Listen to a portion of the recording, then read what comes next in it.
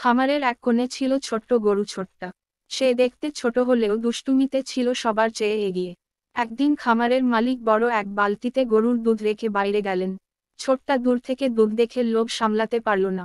ঠিক তখনই সেখানে এল খামারের দুষ্টু কুকুর কালু। সে সবসময় খেতে ভালোবাসত। দুধ দেখে সে বলল, এত দুধ, চলো দুজন মিলে খেয়ে ফেলি। ছোট্টা প্রথমে দ্বিধায় পড়ল, কিন্তু সুগন্ধে তার লোভ বেড়ে গেল। দুজন মিলে চুপি চুপি দুধ খাওয়া শুরু করল। কিছুক্ষণ পর মালিক ফিরে এসে যা দেখলেন, তাতে তিনি রেগে গেলেন।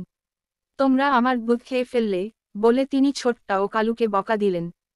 ছোট্টা খুব লজ্জা পেল। সে বুঝতে পারল, লোভ করা এবং অন্যের জিনিস অনুমতি ছাড়া নেওয়া ঠিক নয়।